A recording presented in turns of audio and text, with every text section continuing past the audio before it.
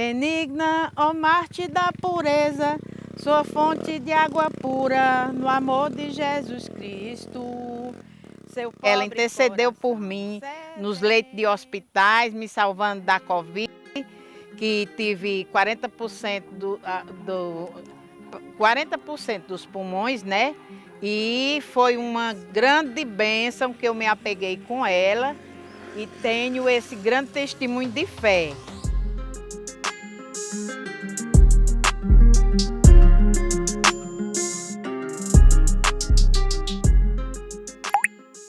Algumas histórias do passado chegam até nós como lendas, outras envoltas no manto intocável da santidade, mas às vezes essas narrativas sagradas e milagrosas servem apenas para esconder uma engrenagem que o tempo não ousou destruir. Escondem um Brasil que no fundo continua exatamente o mesmo. Em outubro de 1941, no interior do Ceará, uma criança de 13 anos teve sua vida ceifada a golpes de facão. Hoje, o local de sua morte atrai milhares de fiéis, promessas e monumentos. Mas a história que precisamos contar nesse vídeo não é sobre milagres. É sobre como a sociedade prefere purificar o corpo de uma menina morta até que encarar o monstro da violência masculina que a matou. Para compreender o cenário dessa tragédia, precisamos viajar até a região do Cariri, no interior do Ceará. Um lugar de dualidades impressionantes. É ali que fica Santana do Cariri, uma cidade pequena encravada na encosta da Chapada do Araripe, que carrega um duplo título de capital da fé e berço da ciência. Isso porque ao mesmo tempo em que atrai milhares de romeiros pela devoção religiosa, a cidade é um dos maiores roteiros paleontológicos do mundo, guardando em suas rochas fósseis intocados de mais de 100 milhões de anos. Mas sob esse solo rico em história pré-histórica e promessas divinas, existia o peso sufocante da realidade humana. Distante do centro urbano, no pacato sítio Oiti, nascia Benigna em um pequeno pedaço de terra no sertão, onde a vida das mulheres era ditada por uma cartilha invisível e violenta, como é até hoje. Ali, a rotina para todos era dura e as mulheres especialmente sempre sofreram muito, tanto pelo trabalho pesado no roçado quanto pela questão de gênero que ainda permeia o mundo. Só que no sertão isso é intensificado. Casos de feminicídio e violência contra a mulher não eram e ainda não são incomuns. A mesma região que preserva fósseis milenares em suas rochas também tenta cristalizar o papel da mulher na submissão absoluta, o que se aplica ao mundo todo. Benigna Cardoso da Silva, nascida em 1928, era o retrato do que a sociedade da época e, como eu disse, de certa forma de hoje também valorizava. Por isso, muitos a consideravam uma criança exemplar. Benigna era órfã, perdeu seus pais com pouca idade e logo foi adotada felizmente junto com seus irmãos. Mas nela, a dureza do sertão se transformava em devoção. Era uma menina diferenciada. Ela era uma catequista mirim. Lia a Bíblia diariamente. Amava colocar em prática as palavras do livro que diziam sobre a importância de cuidar dos animais e nutria uma fé profunda por Nossa Senhora do Carmo. Benigna tinha seus preceitos religiosos, e isso fazia parte de sua personalidade e era algo que dizem ser realmente genuíno de quem ela era. Por isso, todos gostavam da menina e apreciavam sua devoção, principalmente considerando todo o contexto desde seu nascimento. Mas como continua acontecendo com muitas garotas do sertão, Benigna começou a ser alvo de assédio logo aos 12 anos. Raimundo Raul, um jovem da região que tinha entre 15 e 17 anos, não a deixava em paz e começou a ficar cada vez mais ameaçador. Benigna disse não, rejeitou firmemente as investidas. Ela buscou ajuda, recorreu ao padre da paróquia, externou o medo que a corroía por dentro e ele recomendou que a menina saísse da região do sítio Oiti e fosse morar na cidade, Santana do Cariri, já que lá ela estaria mais protegida. Infelizmente, isso acabou não acontecendo, e no dia 24 de outubro de 1941, o perigo que espreitava no caminho se concretizou. Em uma emboscada, perto de um poço de água, Raimundo Raul tentou violentá-la. Diante da recusa, o assédio virou barbárie. Benigna foi assassinada a golpes de facão. O agressor passou cerca de 3 anos preso, já que era menor de idade. O corpo da menina tombou na terra, mas a reverberação de sua história e as consequências sociais daquela violência estavam apenas começando a ser desenhadas pela narrativa coletiva. Benigna não foi chorada apenas como uma criança brutalmente assassinada por um sistema misógino. Ela passou a ser reconhecida como uma heroína da castidade, se tornando uma peça importante da Igreja Católica na região e, posteriormente, no mundo. E é preciso sim pontuar sem delongas que a santidade atribuída a Benigna não veio pelo valor intrínseco de sua vida interrompida, mas sim pela defesa de sua pureza sexual. A violência brutal do crime foi quase completamente ignorada por uma moral religiosa obcecada pela virgindade. Sua história passou a ser contada de maneira romantizada, com dramatizações constantes que exaltam esses valores.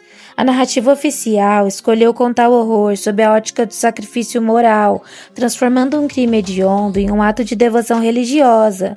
Precisamos fazer uma pausa e analisar o subtexto perigoso que essa narrativa carrega. O Brasil tem um padrão histórico, o de que meninas e mulheres mortas por resistirem à violência sexual são beatificadas pela sua pureza. A beata Isabel Cristina Andrade Campos foi uma jovem mineira assassinada em Juiz de Fora após resistir a uma violenta tentativa de estupro. Ela foi beatificada em dezembro de 2022. Já a beata Albertina Berkenbrock, natural de Maruí, Santa Catarina, foi morta aos 12 anos após lutar contra um homem que tentou violá-la. Foi beatificada pelo Vaticano em 2007. E a beata Lindalva Justo de Oliveira, uma religiosa brasileira da Congregação das Filhas da Caridade de São Vicente de Paulo, foi morta por um assediador que recebeu abrigo na instituição em que servia. Ela foi assassinada dentro do ambiente religioso, vítima de feminicídio e é lembrada por sua castidade.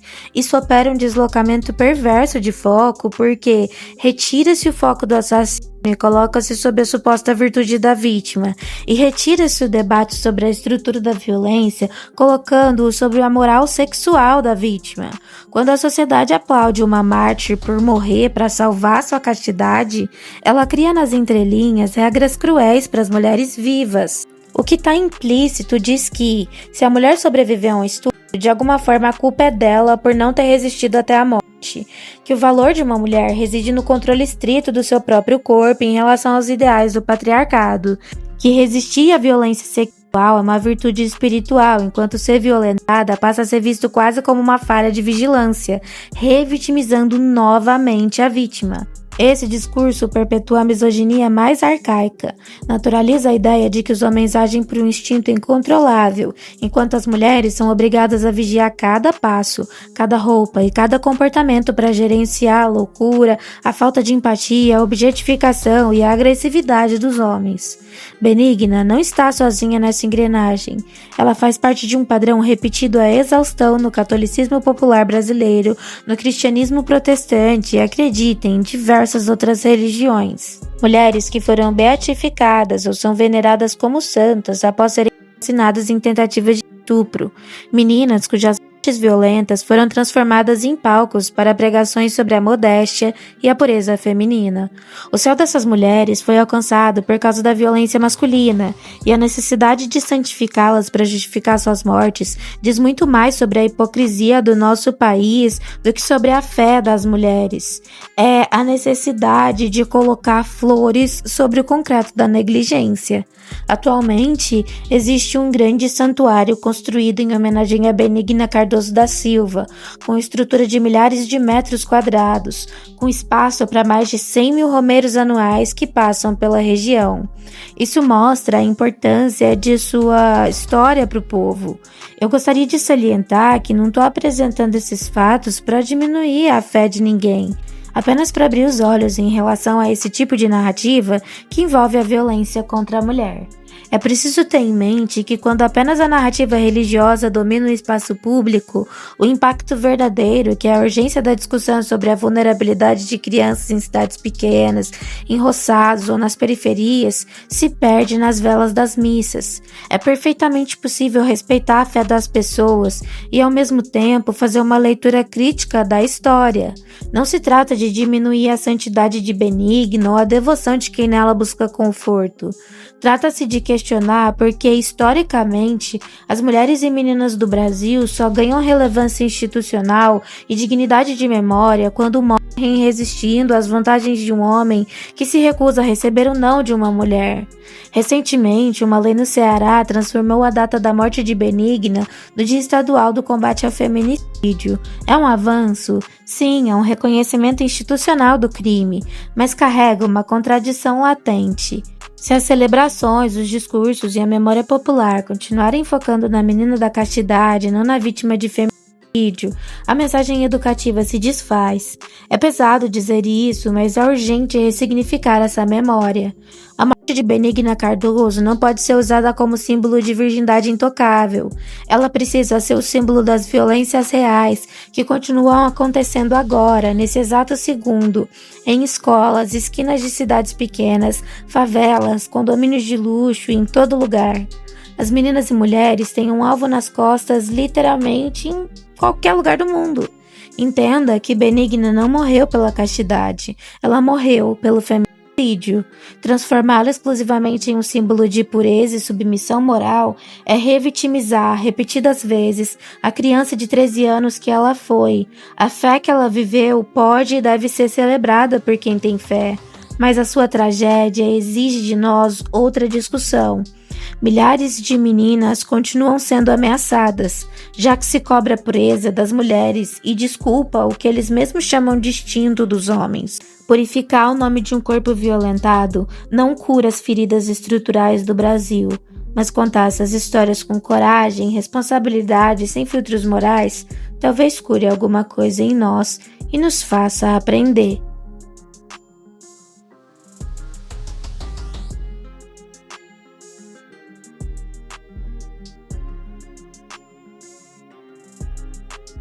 A Benigna, após a sua morte, que também é conhecida como martírio, porque quando uma pessoa é beatificada, o fato dela ter morrido em sofrimento é algo que é bem visto, entende?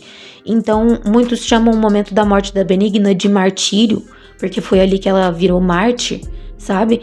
E nesse momento, a partir desse momento, muitas pessoas foram ali, começaram, a rezar pela Benigna. Primeiro foram os familiares ali no local, depois começaram a ir outras pessoas e a história dela começou a se espalhar, chamou a atenção de muitas pessoas na época e muitos começaram realmente a rezar para a Benigna, a pedir orientação para o espírito da Benigna e muitos dizem que foram sim concedidos milagres, diversos depoimentos falam isso, mas eu tô aqui pra gente poder discutir a importância da gente pensar na história da Benigna para além da religiosidade, porque isso é muito importante. A história dela permanece acontecendo, é uma história que já se repetiu muitas vezes, tanto antes quanto depois dela, e essa discussão permanece sendo esvaziada por motivações relacionadas a caráter religioso, relacionado à castidade, pureza, obediência da mulher. Isso é uma forma de controlar o próprio corpo da mulher,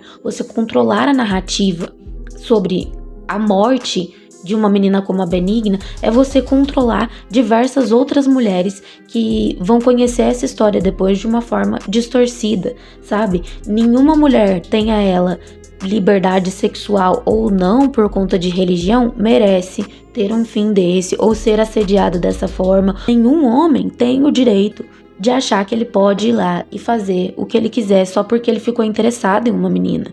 Então essa discussão parece batida, mas é uma discussão que precisa ser feita até hoje.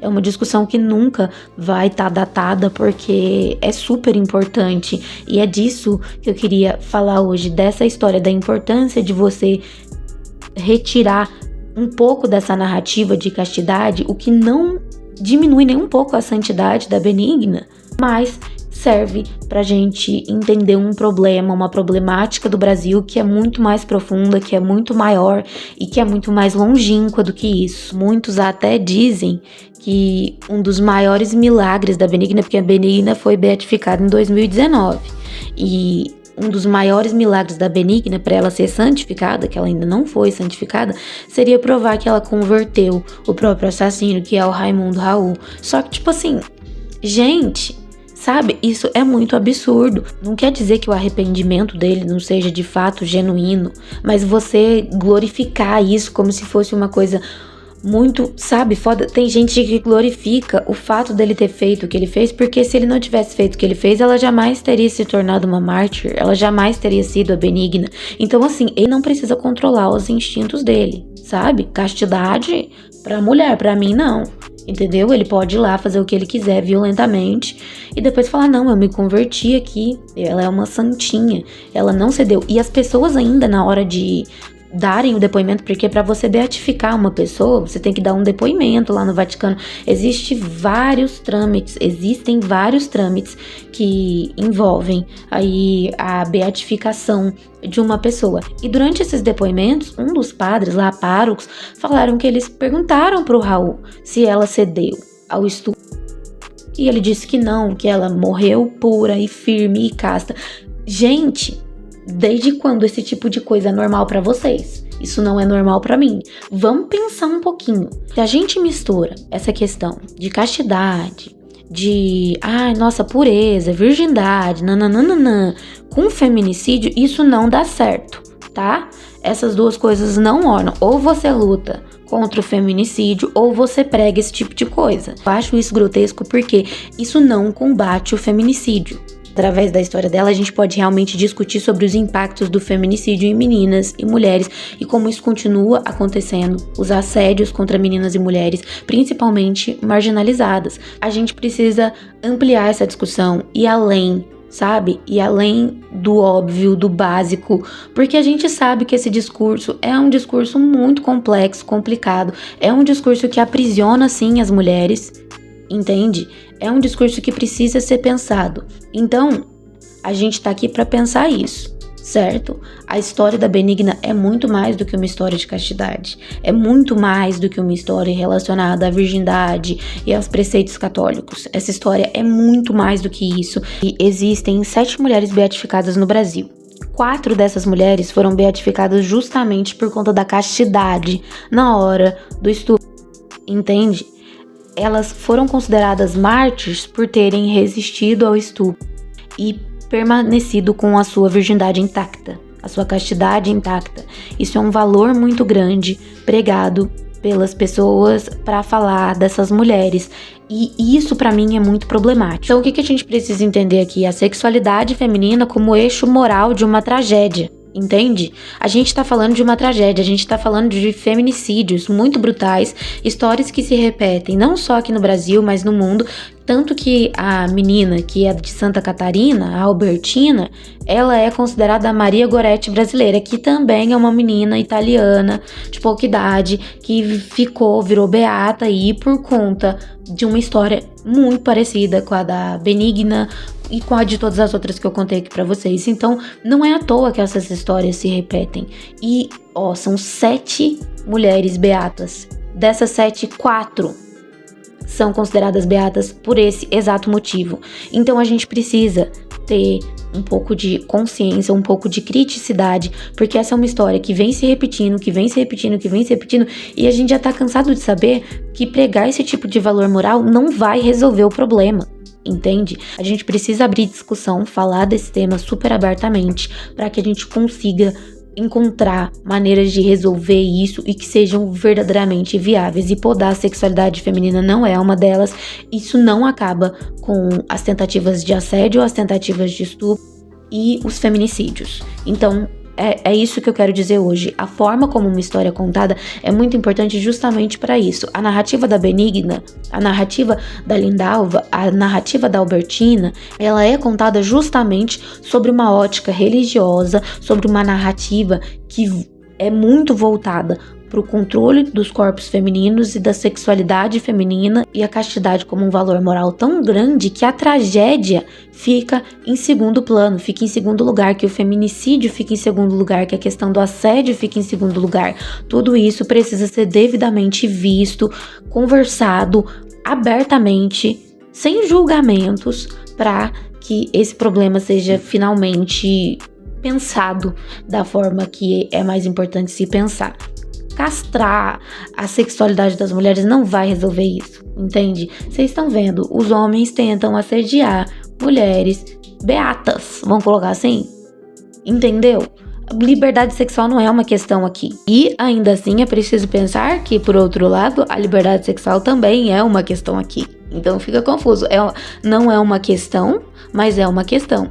Porque o fato da mulher ter liberdade sexual ou escolher não ter, vamos colocar assim, não vai mudar o fato de que os feminicídios acontecem. Mas ao mesmo tempo é preciso debater a questão da liberdade sexual feminina, porque isso é uma questão muito tabu, né, na vida das pessoas, sendo que é super importante para que até as mulheres se previnam desse tipo de situação, consigam procurar ajuda, consigam denunciar, consigam ter coragem para pedir para alguém, para fazer um boletim de ocorrência, enfim, para pôr a boca no trombone, entendeu? Porque tudo isso é de extrema importância e essas narrativas, elas contam muito na hora que a gente vai pensar nisso. Então, o que a gente não pode fazer aqui é normalizar o crime do estupro, normalizar o crime do feminicídio, e por isso a gente precisa recontar algumas histórias, não retirando a santidade dessas pessoas,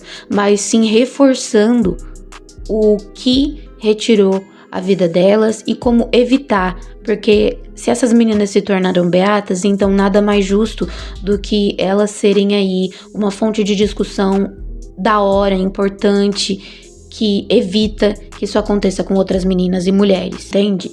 As estatísticas estão aí para alarmar a gente, e a gente sabe disso, porque é realmente alarmante. Então, como que a gente pode começar a discutir isso? Talvez recontando essas histórias, renarrando essas histórias, para que essas histórias cheguem nas pessoas da forma mais aprofundada possível, para que as pessoas consigam ter mais pensamentos críticos, seja para aplicar na própria vida. Essa menina é realmente de extrema importância, a história dela é de extrema importância, esse local já mostra isso, essa história já evidencia muito isso. Então, é legal você conhecer, até porque se um dia você estiver na região, se você for da região, você vai lá com um olhar muito mais crítico e até valorizando mais a santidade da Benigna, porque ela foi vítima de uma violência cruel, de uma violência avassaladora, e ela foi vítima de muitas vezes da forma como a história dela foi contada. Ela estaria orgulhosa de ver que meninas e mulheres estão tendo sua vida protegida, estão tendo sua vida menos arriscada por conta da história que ela viveu. A Benigna continua sendo o que ela sempre foi, uma menina que não pediu pra ser mártir, uma menina que não pediu pra morrer, uma menina que não escolheu isso. Merece ser lembrada não como símbolo da pureza, mas como símbolo da luta contra uma violência que acontece nesse Brasil todos os dias e que ainda mata meninas e mulheres. E ao invés de erguermos apenas estátuas, a gente erguesse também políticas públicas realmente eficazes para proteger a vida dessas meninas e dessas mulheres, as coisas ainda seriam mais proveitosas. Assim é a melhor forma de impedir que isso aconteça com outras crianças e com outras mulheres como ela. Falei demais, espero que vocês tenham gostado desse vídeo. Se inscreve no canal, curte, comenta, ajuda aí esse canal pequenininho a ficar um pouquinho maior. E tamo junto, galera. Falou, falou.